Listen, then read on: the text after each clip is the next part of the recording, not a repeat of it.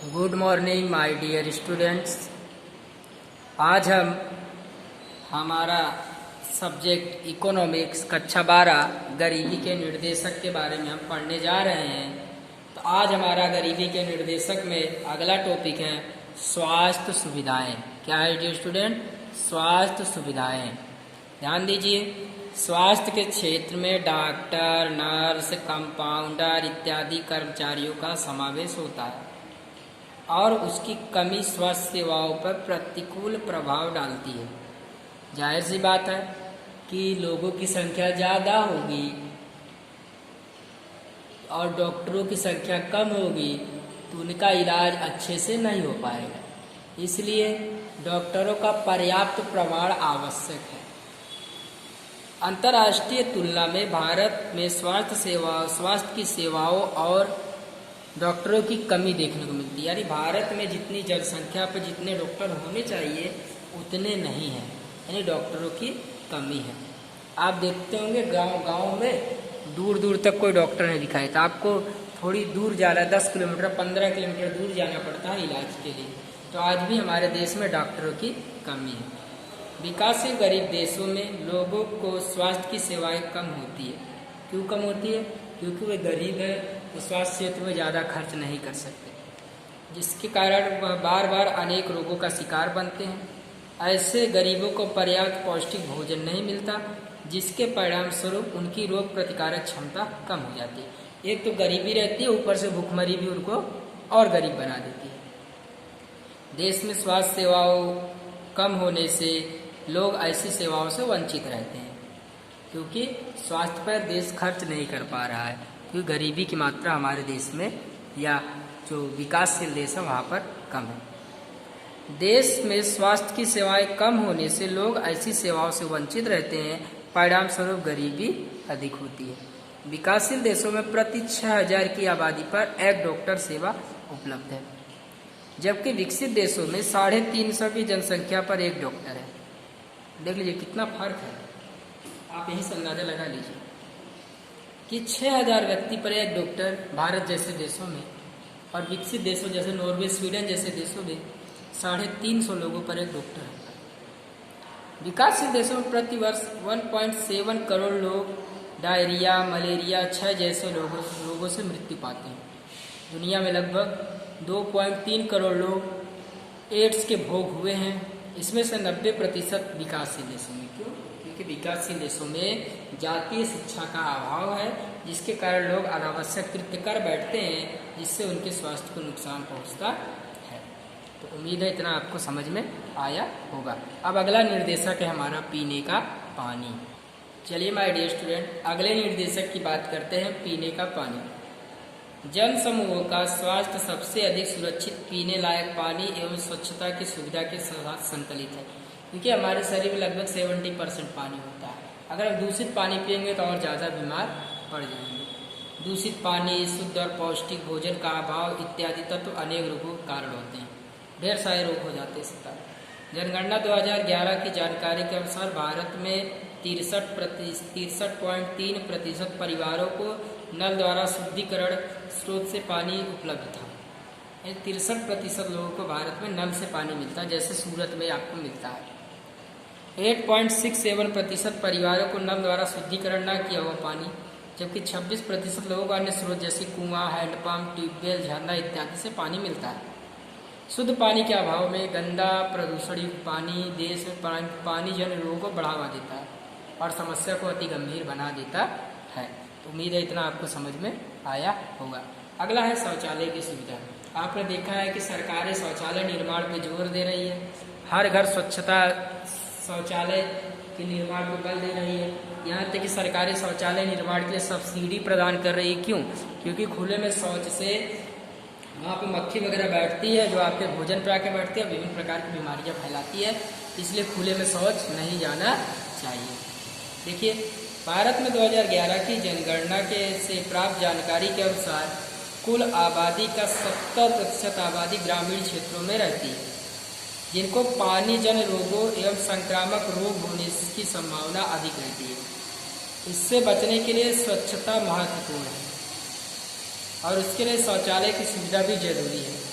देखिए, भारत में शौचालय की सुविधा वाले झोपड़पट्टी निवासी परिवार कुल परिवार 100% है, मकान में ही शौचालय 66% और 34% लोगों के पास शौचालय की सुविधा नहीं है। उम्मीद है आपको इतना समझ में आया होगा। भारत में 66% परिवारों में मकान के अंदर शौचालय की सुविधा उपलब्ध है, जबकि 34% परिवारों में सार्वजनिक शौच या खुले में शौच जाते हैं। परिणाम स्वरूप स्वच्छता के अभाव के कारण प्रदूषण और शारीरिक कमजोरी उत्पादकता एवं उत्पादन को नीचे रखते हैं, जो गरीबी को बढ़ाने के लिए कारणभूत है। इसका मतलब क्या है? खुले में शौच जाने से क्या होता है? मिट्टी का प्रदूषण तो होता ही है, साथ साथ मक्खी वगैरह उस मल पे बैठती है, और वही मक्खी अगर हमारे भोजन और पानी पे बैठ जाए या हमारे शरीर पे बैठे तो उसे भी दूषित कर सकते, इसलिए खुले में शौच नहीं जाना चाहिए। तो उम्मीद है इतना आपको समझ में आया होगा। अगला है आवास। आवास में देखिए क्या होता है कि जो लोग गरीब होते हैं वो एक ही घर में कई लोग रहते हैं, लेकिन अगर हम यहाँ पर बात करें कि गरीबी के निर्देशक के रूप में आवास एवं उसका स्वरूप एक निर्देशक है। विकासशील देशों में आवास की तंगी की कमी है। आप देखते हैं शहर के बाहर बहुत सारे लोग झोपड़पट्टी बना कर रहते हैं, कितने गंदगी में रहते हैं आप खुद सोच सकते हैं। लोग गंदे आवास झोपड़पट्टी में रहते हैं। यह प्रवर्तमान गरीबी का मापदंड है, यानी लोगों के पास घर नहीं है, ये भी एक प्रकार का गरीबी का मापदंड है। आज सरकार आवास योजना, प्रधानमंत्री शहरी विकास योजना, प्रधानमंत्री ग्रामीण विकास योजना के तहत घर बनवा कर दे रही है। वो इसीलिए दे रही है क्योंकि कई लोगों के पास अपना घर नहीं है। अगर घर है तो मिट्टी का बना है, अगर घर है तो लकड़ी का बना हुआ है। आवास मनुष्य की प्राथमिकता है, जाहिर सी बात है। मनुष्य कहीं भी रहे, अंत में उसे आराम करने के लिए किसी एक सुरक्षित स्थान की आवश्यकता होगी, इसलिए मकान क्या है? मनुष्य के जीवन की मूलभूत आवश्यकता में इसका समावेश होता है। किस प्रकार का आवास है उस पर से गरीबी का स्तर निश्चित होता है, यानी आवास कैसा है उसके अनुसार हम गरीबी को अंदाजित करते हैं। आवास का मकान, कमरे और रहने वाले लोगों की संख्या, घर में नल, ड्रेनेज, बिजली जैसी सुविधा वाले मकानों का प्रतिशत गरीबी का स्तर दर्शाता है। भारत में पर्याप्त सुविधा वाले मकानों की तंगी है। भारत में 60 करोड़ लोग स्वास्थ्य को नुकसान पहुंचाने वाले एवं जीवन के लिए जोखिम आवासों में रहते हैं, यानी ऐसे जगह पर रहते हैं जहां उन्हें निरंतर खतरा बना रहे। भारत में बड़े पैमाने पर एक कमरे वाले मकान हैं। आप देखते हैं शहरी इलाकों में बहुत सारे लोग भाड़े के मकान में रहते हैं, वो भी एक कमरे वाले मकान में। आप समझ सकते हैं चीज को। बिजली का उपयोग। किसी देश के आर्थिक विकास को प्रभावित करने वाला महत्वपूर्ण परिबल बिजली की सुविधा है। देश में उत्पादन बढ़ाने और लोगों का जीवन स्तर सुधारने में बिजली की सुविधा खूब महत्वपूर्ण है। भारत में बिजली एक बड़ा उत्पादक है भारत और उपभोग करने वाला देश भी है। इस प्रकार आबादी और कम प्रति व्यक्ति आय होने से प्रति व्यक्ति बिजली उपभोग कम है, यानी भारत में बिजली का उपयोग कम है विकसित देशों की तुलना में। विकसित देशों में बिजली का उपभोग ज़्यादा है क्योंकि वो उसको खरीदने में सक्षम है। यहाँ लोग बिजली का बिल नहीं भर पाते। आप देखते हैं कि कई बार एक दूसरे का मीटर वगैरह बिजली विभाग वाले काट के चले जाते हैं। क्यों? क्योंकि यहाँ पर उस प्रमाण बिजली का यूज नहीं होता है, यानी ये भी गरीबी का एक मापदंड है।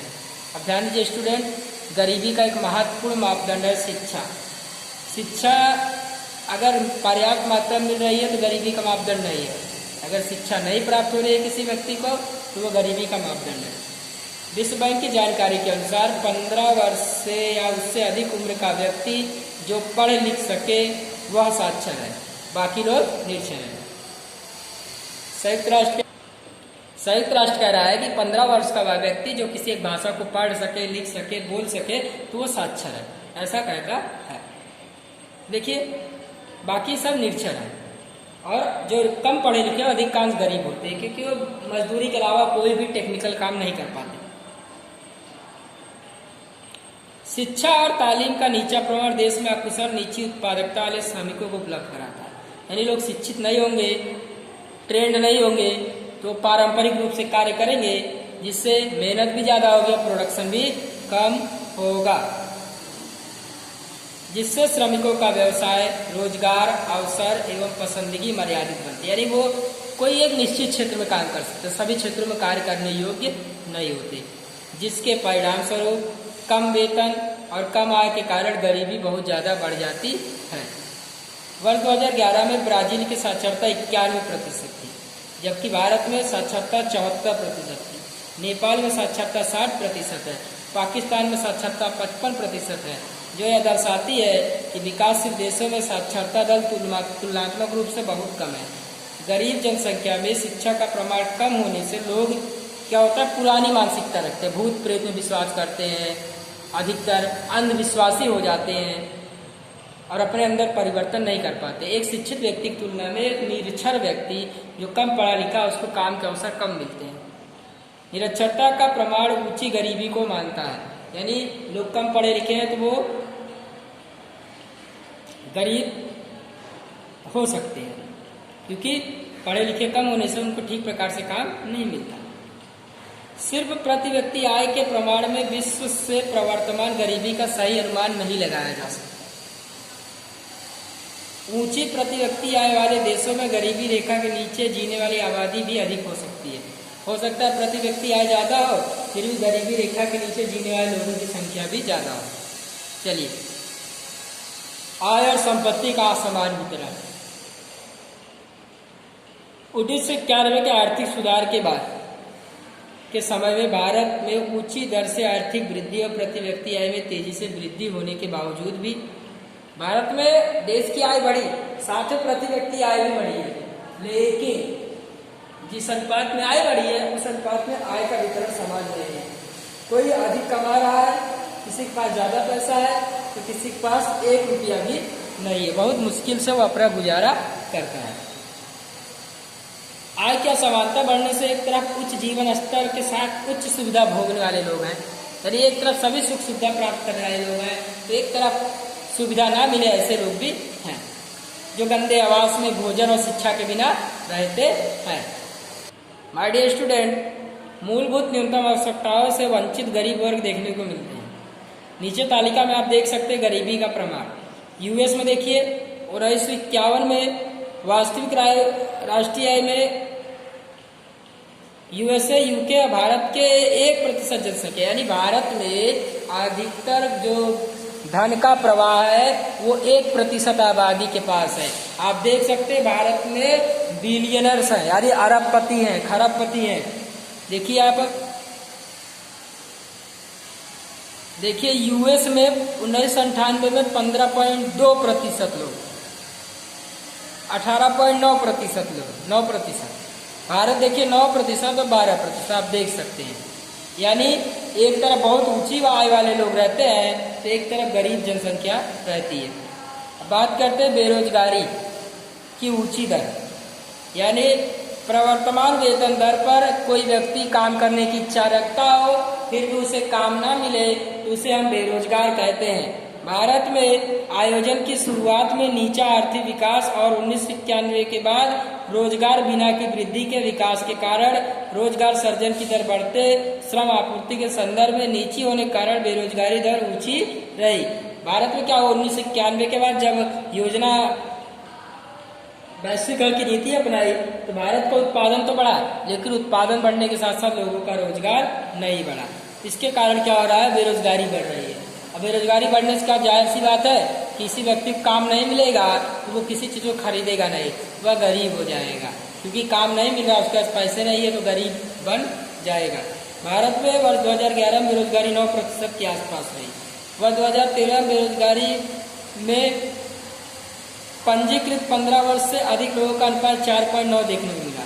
ग्रामीण क्षेत्रों में यह अनुपात 4.7 और शहरी क्षेत्रों में 5.5% देखने को मिलता है। शहरी क्षेत्रों में बेरोजगारी दर क्यों ज़्यादा है, क्योंकि ग्रामीण क्षेत्रों में तो जो लोग रहते हैं वो खेतों में कहीं ना कहीं काम कर लेते हैं, लेकिन शहरी क्षेत्रों में पढ़े लिखे लोग होते हैं, उनके योग्य स्तर पर काम नहीं मिलने के कारण ग्रामीण क्षेत्रों की तुलना में शहरी क्षेत्रों में बेरोजगारी दर अधिक पाई जाती है। तो उम्मीद है आज आपको गरीबी के निर्देशक समझ में आया होगा। आज के लिए इतना ही। Thank you very